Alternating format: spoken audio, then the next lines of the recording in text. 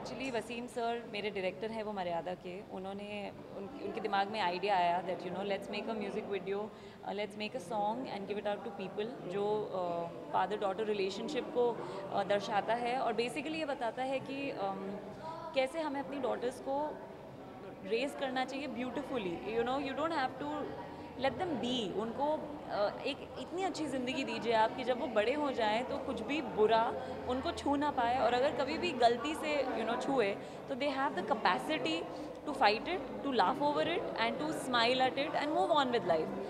मैं एक्चुअली इसके साथ इन्वॉल्व हूँ creatively.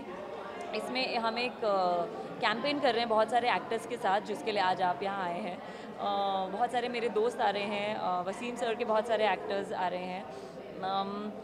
They are all going to be holding these plaque cards होंगे उनके हाथ में, जिस पर लिखा होगा #raise her and raise her love, raise her beautiful, so various adjectives जो डिस्क्राइब करते हैं, सो वो मैंने लिखे हैं। और ये जो यहाँ पे ये टैग लाइन है, ये भी मैंने लिखा है।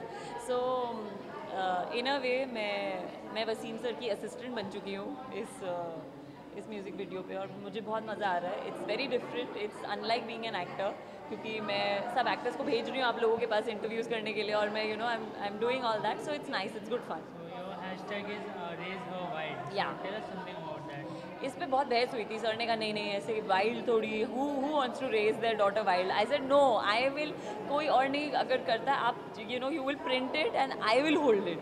सो that's why I did it, because yes of course you should raise your daughters wild and you should raise them however they want to be raised, however they want to be raised। अगर आपकी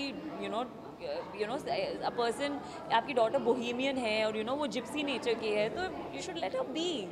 हम दुनिया दुनिया enjoy करने आए हैं, और in the process we are here to do a lot of fun and obviously learn.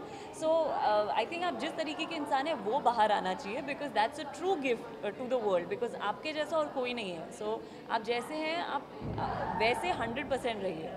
So you have written a line, every time a person makes her daughter feel like a princess. So she has created a king, right? So tell us something about this line, how you got these thoughts and what's the meaning of this line? Actually मुझे लिखने का बहुत शौक़ है, मैं लिखती रहती हूँ। राकेश का जब पेंटिंग की हमने कॉफ़ी टेबल बुक बनाई थी, उसमें भी मैंने बहुत कुछ लिखा था।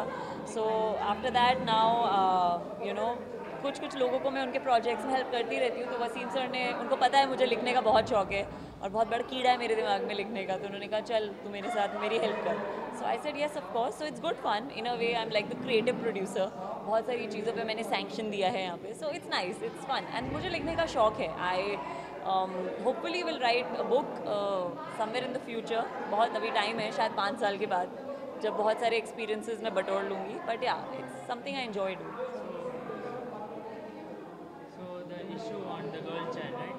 So there's a different way to create a impact on people's mind, a different way through a Yeah. music video. Yeah. So do you think there are some other ways that can be effective on people's mind? बहुत सारे तरीके हैं। I think सबसे important तरीका यही है कि आप अपनी डॉटर्स को पहली बात, उनको आप अपने दिमाग में ये मत सोच लीजिए अरे ये तो लड़की है। द मिनट आपने ये सोच लिया, बस आपने उसके लिए बहुत सारी रुकावटें खड़ी कर दी। सो तरीके बहुत सारे हैं, बट सबसे पहला तरीका है अपने दिमाग को खोलिए, अपने दिल को खोलिए and be open hearted and open minded to raising